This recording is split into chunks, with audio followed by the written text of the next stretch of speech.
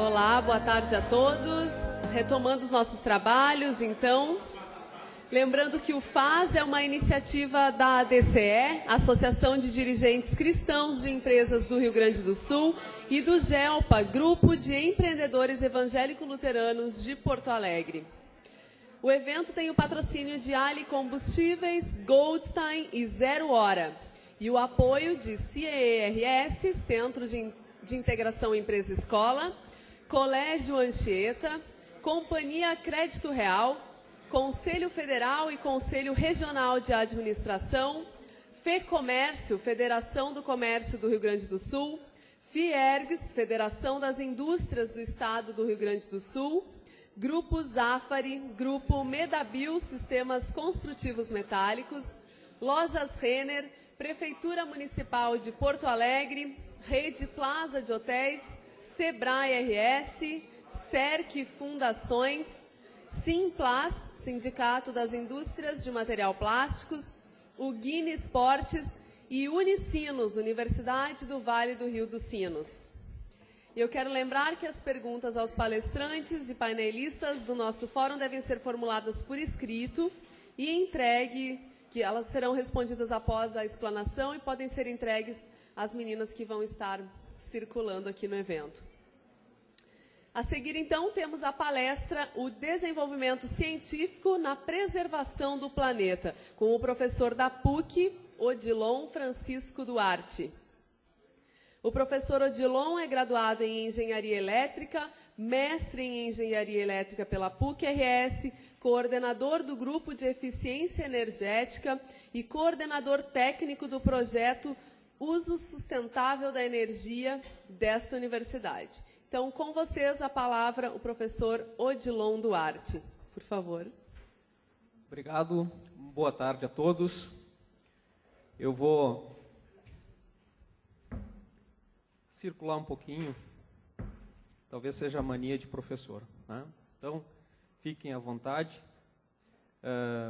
Se sobrar tempo, vou procurar responder as perguntas, né? Depois, ou se não, vocês, por favor, façam essas perguntas e depois, com certeza, procurarei responder a todas. Então, né, já fui apresentado. Sustentabilidade, o que é? Né? Então, esse conforto que nós temos aqui, né? Uma boa iluminação, um bom sistema climatizado, um bom sistema de informação. Mas que esse uso ele não cause problemas para o futuro, para os nossos filhos, para os nossos netos, né? Então, é como tem a definição, sem comprometer as necessidades das gerações futuras. Essa é a ideia da sustentabilidade. E aí eu fui procurar, né, qual é a origem da palavra sustentabilidade. Sustentar. Sustentar, defender, apoiar, cuidar e conservar. Conservar é uma das palavras que eu mais gosto. Depois vocês vão ver por quê. Então, a questão de sustentabilidade, ela tem diversas facetas. Pode ser o lixo, manejo florestal, mobilidade urbana, agricultura, aquecimento global e a energia. A energia, ela está presente em todas aquelas outras citadas anteriormente. Sem ela, nada existe, né? Nada anda. Então, é necessário, sim, focar na questão energética. E não vou estar comentando cada um deles, então vou focar na questão da energia. Mas por que focar a questão energética? Porque desde a pré-história, né, o homímide ele consumia o equivalente a 1/6 de litro de petróleo por dia, basicamente biomassa. E é pelo domínio do fogo e pela descoberta dos materiais é que nós estamos aqui. Porque se nós pensarmos em termos de sobrevivência, nós éramos os mais frágeis, né? E aí com a inteligência, com o domínio do fogo e com o manuseio dos materiais, o homem conseguiu, digamos, literalmente se virar. E hoje está aqui, né, no topo. E por estar no topo, ele tem toda a obrigação, ele tem, digamos assim, obrigação, né, para que o mundo, né, para que o planeta, ele não se exaure, né? Nós precisamos tomar providência a respeito disso. E hoje, pessoal, atualmente nós consumimos 25 litros de petróleo per capita dia. É uma quantidade enorme. É o GLP, é a gasolina, é a eletricidade. Ou seja, nós tivemos um crescimento de 150 vezes, né, comparado com o MIMIT, que já utilizava energia.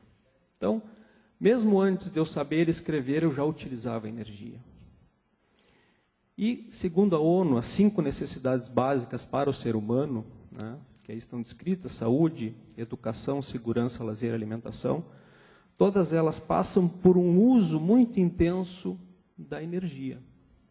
Não somente a energia elétrica, né, para a construção e para a manutenção desses quesitos básicos. Então, por isso que eu acho tão importante nós falarmos, né, aproveitarmos esse fórum para conversarmos um pouquinho sobre a energia. Nós temos hoje 1,4 bilhão de pessoas que não têm acesso à eletricidade. Se nós pensarmos no Rio Grande do Sul, esse número é de 43 mil gaúchos que não sabem o que é luz elétrica. E a eletricidade, ela está intimamente ligada ao desenvolvimento do ser humano. É um dos indicadores utilizados pela ONU, né, para saber se a coisa está dando certo ou não. Então, ao crescimento da eletricidade, há um desenvolvimento econômico, social. E é limitante ao crescimento. Para nós tirarmos essas pessoas da miséria, nós vamos precisar de muita energia mesmo.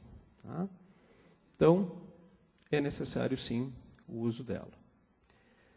Hoje nós temos 7 bilhões de pessoas no mundo.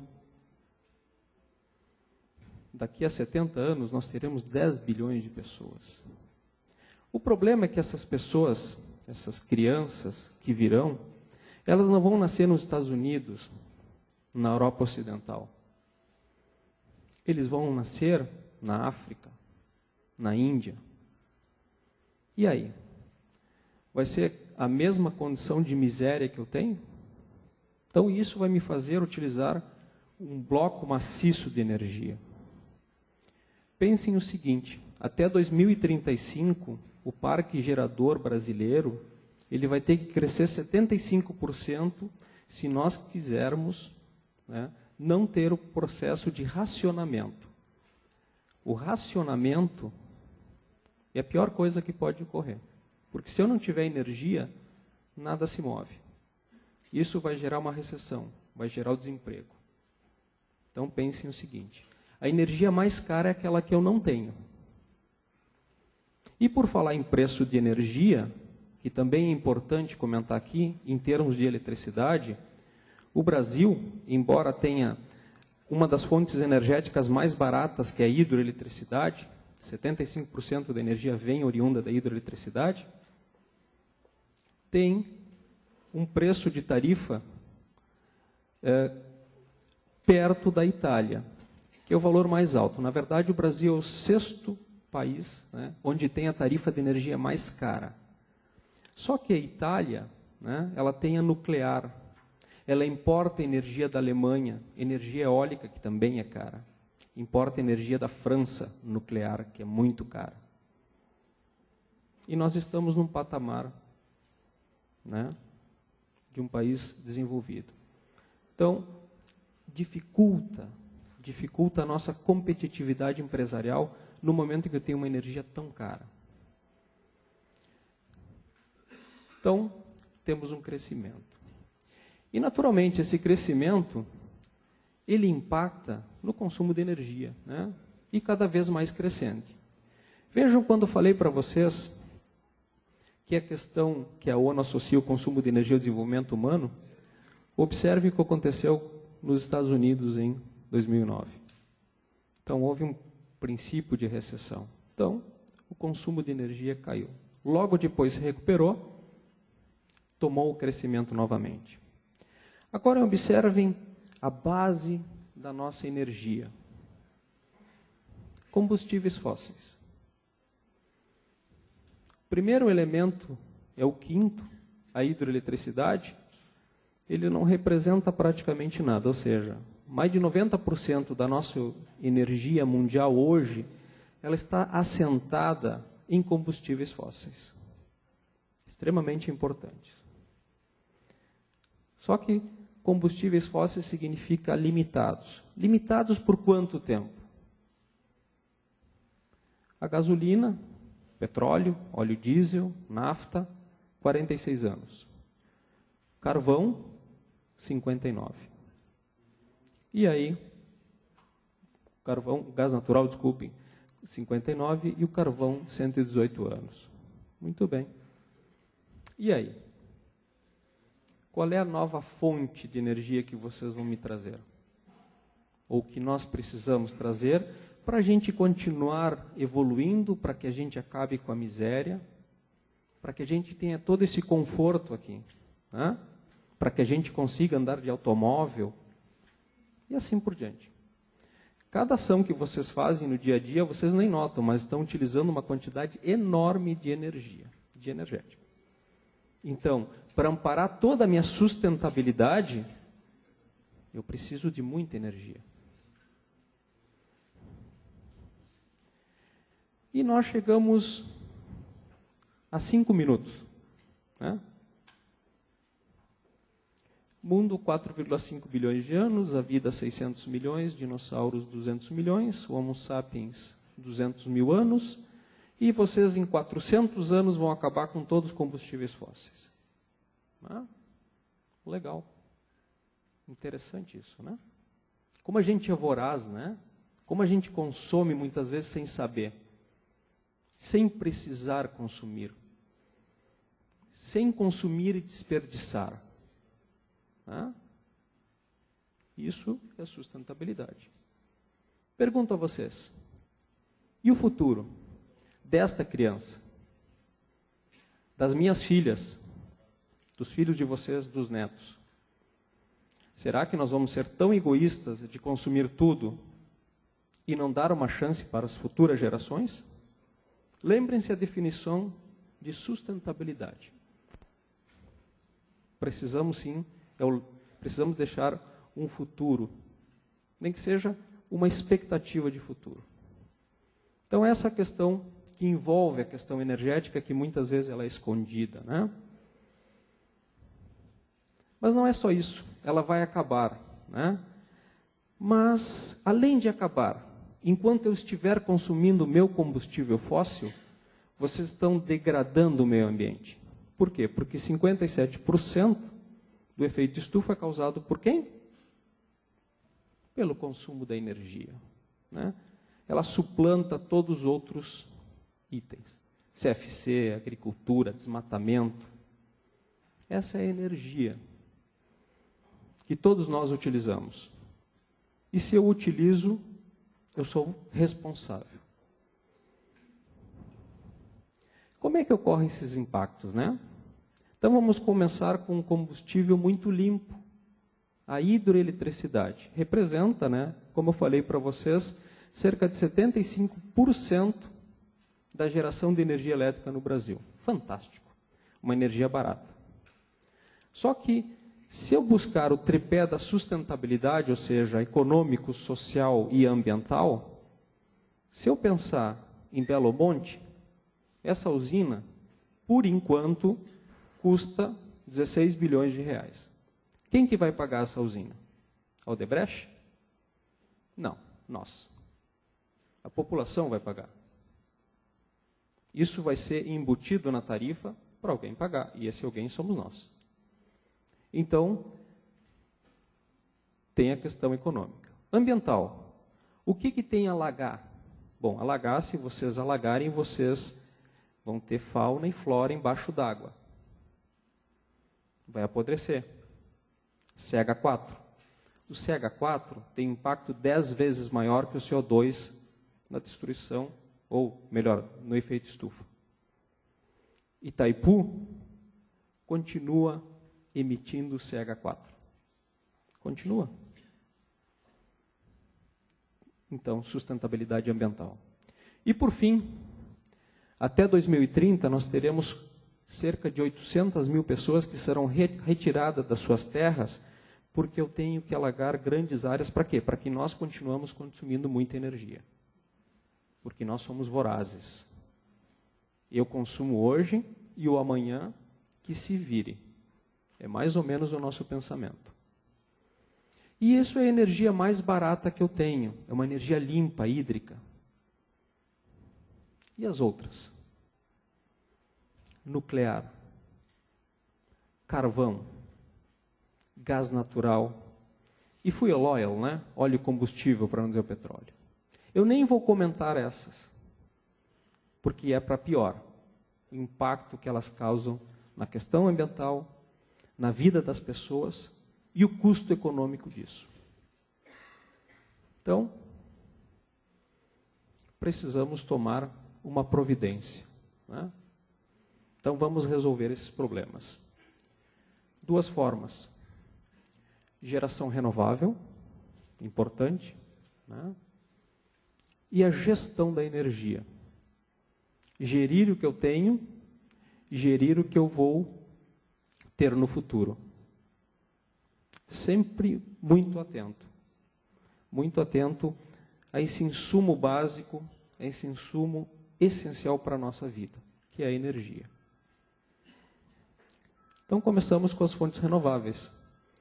E aí, naturalmente, eu trago o exemplo da minha universidade, né? A PUC. Então, nós temos um centro de excelência em energia eólica, né? Onde se desenvolve, né, a questão de desempenho em turbinas eólicas e o dimensionamento, né, e análise de sistemas eólicos. Participando, inclusive, do Parque Eólico de Osório. Nós temos o Centro Brasileiro de Desenvolvimento de Energia Solar, o CB Solar, com uma das células fotovoltaicas mais eficientes do mundo. Tá? Então, isso que a universidade traz. Também temos o CEPAC. Né? Então, se nós emitimos carbono, então nós temos que resgatar esse carbono e que ele volte da onde ele saiu, para baixo da terra. Então, nós temos tecnologia, sim, a universidade tem. Para o lixo, para o desmatamento, né? Também ela tem. Temos soluções. Muitas vezes soluções que hoje se apresentam caras, é verdade, mas temos a solução. E na questão de energia, né? Tem uma máxima, não existe energia mais limpa que aquela que eu não preciso gerar. Né? Não é eólica, não é fotovoltaica, solar térmica, é aquela que eu não preciso gerar. Eficiência energética. Esse é o futuro da geração de energia. Então nós temos, sim, a Sustenfal, né, que é um setor de pesquisa onde se desenvolve, se faz protótipos entre materiais sustentáveis, reaproveitamento de materiais, aproveitamento da luz do sol, ventilação cruzada, iluminação natural em residências. 27% da energia consumida no mundo é através das edificações. 27%, ou seja, 1/4 da energia. Então, é importante, sim, nós cuidarmos, né, do nosso habitat. Temos a questão do grupo ao qual eu coordeno, comunidade de baixa renda. Então, nós atingimos mais de 80 mil pessoas com projetos onde doação de geladeiras, eliminação do gato, troca de lâmpadas incandescentes, fluorescentes compactas, e assim por diante. Então, são projetos que atendem a baixa renda. A parte de agronegócio, a orizicultura na fronteira oeste, nós reduzimos quase 50% o consumo de energia do sistema de bombeamento da água captação, e, se nós pensarmos em termos ambientais, tivemos uma redução de 52% na emissão de gases de estufa. E também na indústria, nós conseguimos conservar 30 gigawatts-hora ano, até agora. Isso equivale a 23% da energia anual gerada por Osório, por aquele parque. Então temos um potencial muito grande de conservação de energia, sim. E para isso, nós temos um projeto denominado Eficind, né, onde nós trabalhamos com outras universidades, em que a nossa ideia é prospectar o potencial de eficiência energética, de conservação de energia em toda a indústria brasileira, no qual a PUC ela é responsável por toda a região sul. Tá? Então é um projeto bastante ambicioso, ele é financiado pelo Procel, mas acredito que teremos grande êxito, né? Mostrando, sinalizando quais aquelas empresas que desperdiçam mais e de que maneira eu posso fazer com que elas se tornem mais sustentáveis energeticamente. 1 kW poupado, a eficiência energética é 10 vezes mais barato do que eu construir uma usina. 1 kW poupado é mais barato que eu gerar 1 kW. Isso, hídrica. Eu nem vou colocar térmica, solar fotovoltaica, eólica, que são mais caras. Hídrica. Então é mais fácil eu conservar do que eu ter que gerar aquela energia que muitas vezes eu estou desperdiçando. Né? Vou trazer um exemplo da PUC. Né? Eu falei de alguns projetos que nós tínhamos na universidade, então vamos falar na PUC. Nós temos quase 30 mil pessoas circulando na universidade, entre professores, colaboradores e alunos. Nós temos uma preocupação muito grande com a formação do cidadão. Somos a melhor universidade privada do sul do Brasil. E isso, naturalmente, né, promovemos o conhecimento e isso deságua no planejamento estratégico da universidade. Dentro desse planejamento estratégico, dos 5 itens principais, nós temos a questão da preservação ambiental. E dentro da preservação ambiental, a universidade se preocupa muito com a eficiência energética, o conforto térmico das suas edificações. Está lá, no planejamento estratégico da universidade. Então, eu mostrei para vocês, fora da PUC, alguns. Né? E até eu peço para os meus colegas que me perdoem, né? Não falei do biodiesel, né? Falei de tantos outros projetos que nós temos na universidade, enfim. É o mundo PUC. Mas dentro da universidade, né? Então eu vou apresentar por que dentro da PUC. Então isso vocês podem fazer na empresa de vocês. Por que dentro da PUC? Observem como é que é o consumo de energia desde 92 na universidade. Nós passamos de 250 mil kWh médios mensais para cerca de 2 milhões de kWh médio mensal. Por que será que cresceu tanto, né? Por que a universidade, o consumo da universidade cresceu tanto? Ela não expandiu tanto. Ela comprou o quartel do lado, fez o grande Tecnopuc, mas será que tudo isso é resultado dessa expansão da universidade? Sim, em parte é. Então nós temos prédios novos, ambientes remodelados e culminou no quê? Nós tivemos que construir uma subestação de energia. Essa subestação, pessoal, para vocês terem uma base, ela tem capacidade para alimentar a cidade de São Gabriel e Santa Margarida juntos. Mais de 120 mil pessoas. E olha a área que são esses 2 municípios comparado com a PUC. Densidade energética muito grande.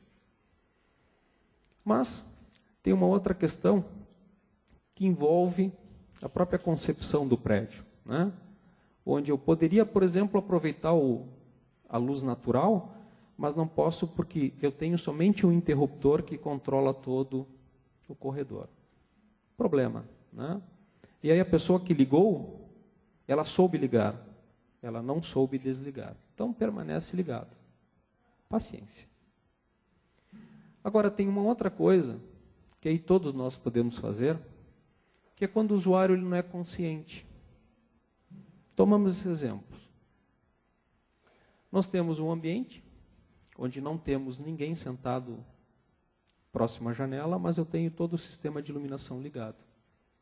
Tá? O ambiente tem 2 funcionários, é um ambiente bastante grande, é mais ou menos do tamanho desse salão, e eu tenho todo ele climatizado. Como a temperatura foi setada em 16 graus Celsius, está frio lá dentro. As pessoas estão com casacos, jalecos. Isso aqui eu estou falando de setembro, um período muito bom, agradável termicamente. E, como eu tenho o sistema frio lá dentro, está frio, o que as pessoas fazem? Aumenta o termostato? Não. Abrem a janela. Para quê? Para ter um conforto térmico maior. Desperdiçamos energia, né? Eu tenho mais de 1 bilhão de pessoas que não têm energia, não é? Tenho 43 mil gaúchos que não têm energia. É verdade. E eu desperdiçando. Isso não é sustentabilidade. Então, dessa maneira, é que se instituiu o projeto USE. Uso sustentável da energia dentro da PUC. É uma portaria do irmão reitor, 023/2008, onde demonstra a preocupação da PUC com a questão de sustentabilidade.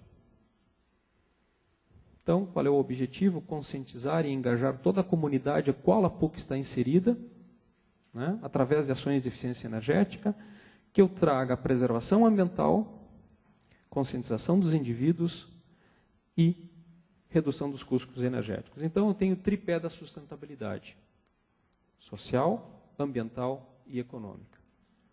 Temos que fazer o dever de casa. Então, é dessa maneira que nós temos o projeto USE, né, buscando o desenvolvimento sustentável em termos energéticos dentro da PUC. Nós tomamos 3 frentes de ações. Primeira, técnica, né? Então, como formação de engenharia, não podia ser diferente, questão técnica. Então, os primeiros 2 anos foram de muitas análises, muitas implementações e resultados muito bons. Ação educacional, afinal nós somos uma universidade, e também ação de comunicação. Eu vou falar rapidinho um pouco de cada um deles, né? Mas primeiro eu gostaria de mostrar para vocês o que é eficiência energética, sem complicar muito, sem vir com muitos dados de engenheiro. Então, vocês têm 2 sistemas existentes na universidade. Eu tenho 4 lâmpadas de 40 watts e 2 lâmpadas de 32. Em tese, o primeiro sistema vai iluminar muito mais, né? Mas também vai gastar mais. Mas não é o que ocorre. Então, eu tenho um consumo muito maior do primeiro cenário, comparado com o segundo, porém, a quantidade de luz é exatamente a mesma. Isso é eficiência energética. É produzir mais, gastando menos. É possível? É. Nós temos 30 gigawatts-hora reduzidos nas indústrias do Rio Grande do Sul. Não é um percentual pouco, não é uma quantidade pouca. 30 gigawatts-hora. Nós temos uma redução de 65% na demanda de energia. E aí o que acontece? Isso tem retorno? É uma outra pergunta do engenheiro, né?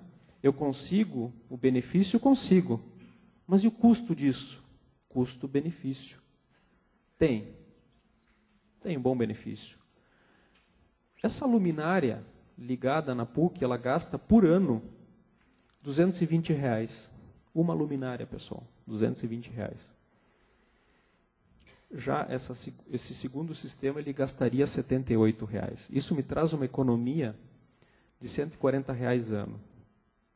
Aquela luminária proposta, ela não custa tudo isso. Luminária, lâmpada e reator. Ou seja, o meu tempo de retorno simples é inferior a 1 ano. E uma luminária, ela não dura 1 ano. Ela dura 5, 10, 20, 30 anos na edificação. Lembrem-se, a edificação gasta 27% da energia em todo o mundo. Então é importante. LED. O LED, comparado com a lâmpada mais eficiente que vocês têm, reduz 45% o consumo de energia. Alguém pode perguntar, é viável? E eu rapidamente respondo, ainda não. Por quê?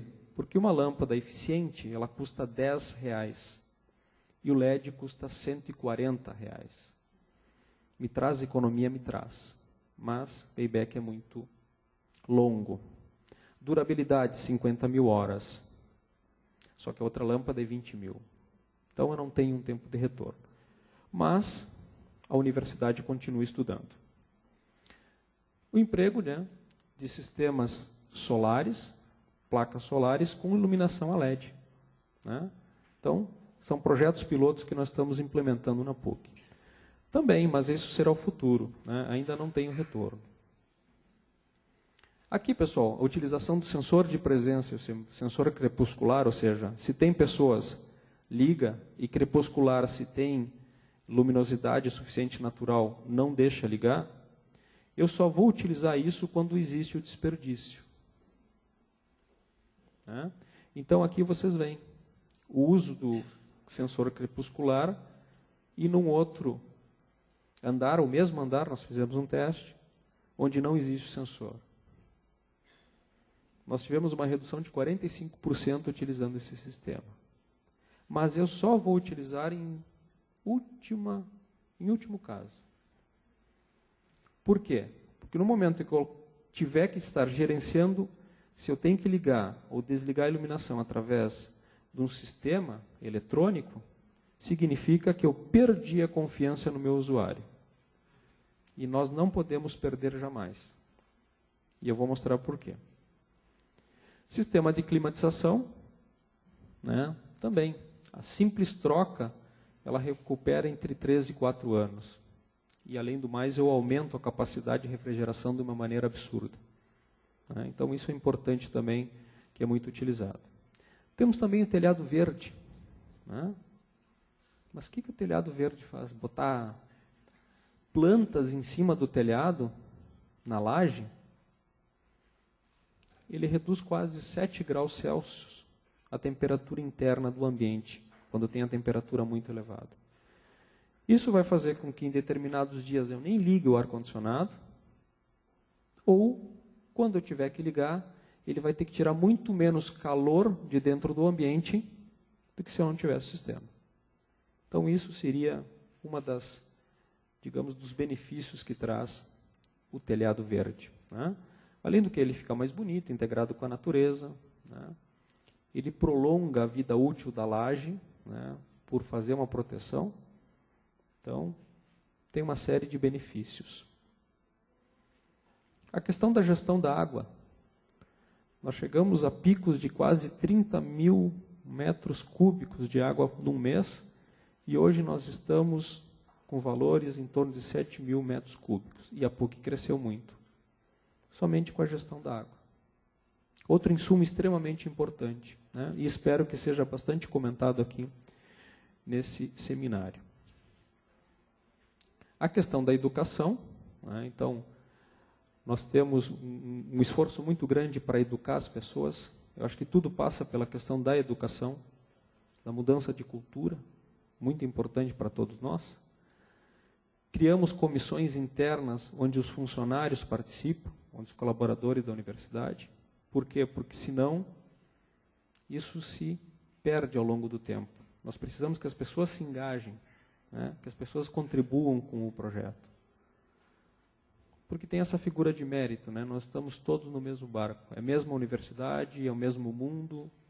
Né? Então, se nós não taparmos o furo, todo mundo vai à breca. Então, por que a gente precisa ensinar as pessoas? E a gente pegou um exemplo da engenharia.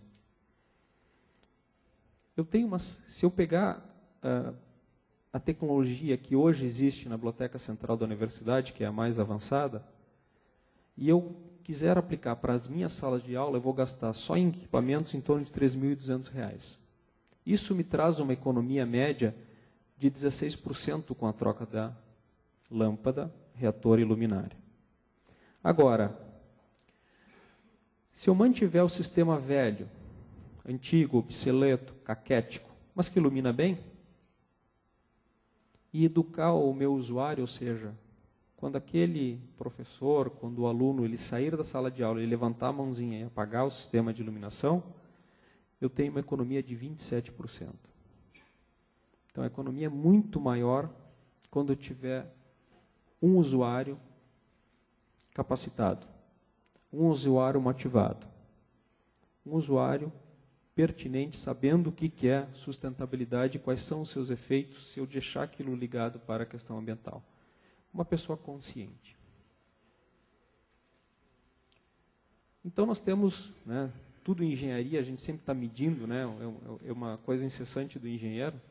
Então, nós tínhamos que provar, né, o quanto a educação pode fazer dentro da universidade. Então, em 2010, nós simplesmente intensificamos o treinamento, a capacitação das pessoas. Não fizemos nenhum tipo de ação técnica. E isso nos trouxe um benefício de 8% na redução do consumo de energia. Então, nós tínhamos uma previsão em vermelho e o consumo real, medido, efetivamente pago. Isso a gente não considerou nessa previsão em vermelho a entrada do prédio garagem, a remodelação do Educom e o portal do Tecnopuc, que é um prédio enorme. Ou seja, nós estamos com um valor conservador em termos de redução do consumo de energia. E praticamente não se gastou em nada. Somente saliva, né? Somente saliva. E a questão de comunicação? Então, nas mídias sociais, vocês podem acompanhar o projeto USE. É importante a gente dar o feedback para as pessoas, para a comunidade que participa, porque aí eles têm acesso às informações, fotos, análises, dados, como utilizar energia em casa, enfim. A gente abraça as pessoas, a gente acolhe as pessoas de uma maneira, incentivá-las a utilizar de maneira eficiente os energéticos. Temos ações de comunicação, né? Então, papel para o rascunho, posso imprimir dos dois lados? Posso. Então, coloca ali. Se o papel já foi utilizado, descarta. Os irmãos maristas recolhem, levam para as crianças, enfim, e continuam a dar renda, sustentabilidade. Colocar ali, para, se a torneira estiver pingando, né, dê uma apertadinha. Subir as escadas, primeiro, segundo andar, não vá de elevador, suba a pé. Então, enfim, são elementos gráficos para mostrar para as pessoas que é importante a conservação da energia, utilizada de uma maneira sustentável. É isso que se quer mostrar, né? Claro que isso aqui tem um efeito, né, efêmero, tem um determinado efeito, depois passa. Ele faz parte da paisagem, passado um determinado período. Mas é uma maneira de incentivar as pessoas. E também, práticas sustentáveis, né, ações de comunicação no PUC Notícias, então, PUC Informação, PUC Notícia, bom, é PUC Notícia ou PUC Informação, agora eu não sei, nunca sei um dos dois. Mas sai semanalmente, né, notícias sobre sustentabilidade. Tá? Então, é massacrando as pessoas, né, batendo sempre na mesma tecla. Nós colocamos como projetos pilotos, nós não fizemos grandes trabalhos, então se o projeto piloto deu certo, eu analiso os ganhos e invisto nos demais ambientes. Uma outra coisa que nós temos é trabalhar com parceria com as empresas. A universidade aprimora o produto e eles nos dão o produto. É uma troca, um toma lá da cá, né? Então, muitas vezes eles não têm um problema ali e a universidade vai e resolve. Então, a primeira fase, com treinamentos e palestras para conscientizar as pessoas, e com que se reduz no consumo de energia, se passa aí para as implementações, né, com custos mais elevados. Nós estamos agora com Escola Sustentável, né? Por quê? Porque as crianças são o futuro. Então, desde pequenininho eles aprendem, né, a sustentabilidade, aprende a conservar energia, papel, água e assim por diante. Respeitar o meio ambiente, respeitar o próximo.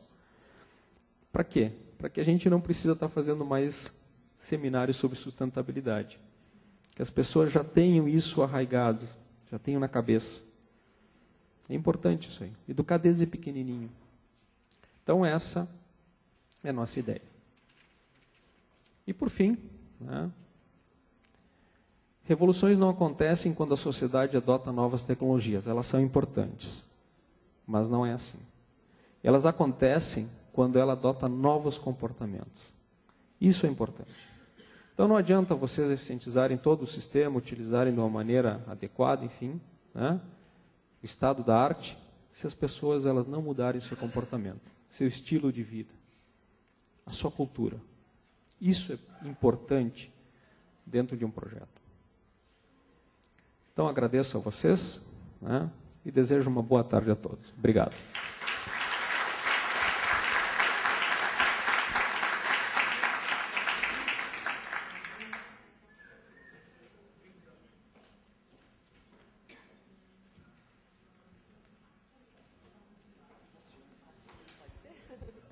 Bom, a gestão da água na PUC inclui as águas de reuso? Sim, a universidade instalou um sistema em que ela monitora o consumo de água da universidade, ou seja, se houver qualquer tipo de vazamento numa tubulação, assim como ela aproveita a água da chuva, né? Então, ela estoca essa água e utiliza para o sistema de jardinagem, tá? Essa utilização dentro da universidade. Pode a alta extração de petróleo mundial estar ligada aos frequentes tremores de terra? Eu realmente não saberia informar, né? Realmente não saberia. Teria que ser um geólogo, algo assim para responder, né? Realmente isso aí eu não teria essa informação. Peço desculpa, mas se vocês quiserem eu posso consultar os colegas da universidade que com certeza eles terão o maior prazer em responder. Ok? Obrigado, pessoal.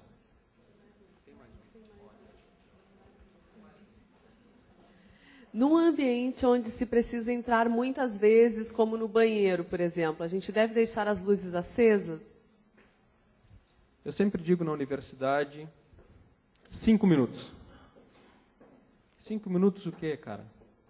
5 minutos, se vocês permanecerem dentro do banheiro, né, ou que as pessoas, ao se ausentar, permanecerão 5 minutos fora do banheiro de qualquer recinto, apaguem a luz. Apaguem a luz. Se vocês, ao ausentarem do ambiente, não permanecerem por um tempo superior, não permanecerem por um tempo superior a 5 minutos, deixem a luz ligada. Mas, depende da tecnologia. Se eu tiver essas lâmpadas, que são lâmpadas de croica, ou lâmpadas incandescentes, o vulgo bico de luz, vocês devem apagar agora. Por quê? Porque ela não sofre com apagar e desligar. Vejam bem, pessoal, não caia naquela história da carochinha, que quando liga o sistema de iluminação tem um gasto enorme. Não é isso. É que a lâmpada fluorescente, essas de tubo que nós temos, ou a fluorescente compacta, ao ligar ela sofre um desgaste dos eletrodos, né? Então, isso o que faz? Vai ter uma durabilidade menor da lâmpada. E ao durar menos a lâmpada, vocês terão que fazer a reposição dela. E essa reposição ela é mais cara do que eu pagar energia elétrica. Então, essa tem a sustentabilidade econômica. E tem outra coisa. Toda lâmpada de vapor de descarga, ela contém mercúrio, extremamente prejudicial ao meio ambiente. E hoje, poucas empresas fazem a reciclagem correta dessas lâmpadas. O que as pessoas fazem? Jogam nos lixões, quebra, mercúrio, metal pesado, entra em todo o ciclo da vida, prejudicando as pessoas.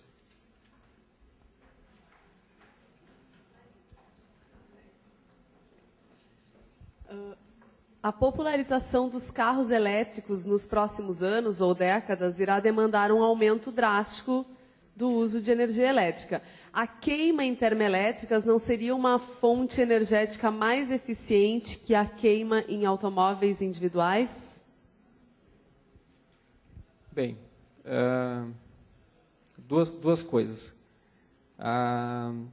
Não entendi o que seria queima em termoelétrica. Alguém poderia... Porque como é que vai funcionar o veículo elétrico? Eu vou ter uma grande bateria, pode ser lítio, e eu vou ter que jogar energia da tomada para abastecer aquele carro. ele vai ter um motor elétrico que vai fazer ele funcionar. Eu já não vou ter mais aquele motor de combustão. Esse motor que nós temos hoje, né, o ciclo Otto, ele tem um rendimento máximo de 18%, pessoal. Ou seja, toda a gasolina que vocês estão queimando, 18%. Já o motor elétrico, ele consegue rendimento de 96%. Uma beleza. Uma beleza. Agora, vai demandar muito mais de eletricidade. Ou seja, eu vou continuar utilizando nuclear, térmica, hídrica. O que vier pela frente, pessoal, a gente vai ter que utilizar para manter esse nível de crescimento que nós temos, tanto econômico como populacional. Tá? Então, o veículo elétrico, ele surge porque nós não teremos combustíveis fósseis. É uma necessidade. Ponto final. Então, vou usar a eletricidade. Então, eu vou ter que queimar essa eletricidade na termoelétrica para eu ter na tomada da minha casa, para eu conseguir carregar a bateria lá no final do dia. Quando eu chegar em casa, eu coloco para carregar, no outro dia eu tenho o carro funcionando. Veículos híbridos, né? Eles servem para quê? Para que eu tenha potência, velocidade. Mas com o desenvolver das máquinas elétricas, nós teremos rotações maiores e dessa maneira, maior velocidade e maior potência. Tá? Então, todo tipo de energia, ele será bem-vindo. Não existe essa questão, não vamos ter mais nuclear. O que ocorreu no Fukushima, esse desastre, ocorreu. Vai deixar passar um tempo e eles vão voltar a produzir energia elétrica através do plutônio, do urânio. E vejam bem uma coisa, nós temos um projeto para colocar uma termonuclear no Guaíba. Porque toda a geração nuclear ela precisa de grande quantidade de água para a refrigeração dos seus reatores. Então, respondendo à pergunta, nós vamos sim precisar muita energia, vamos queimar carvão, biomassa e assim por diante. Ok? Obrigado, pessoal.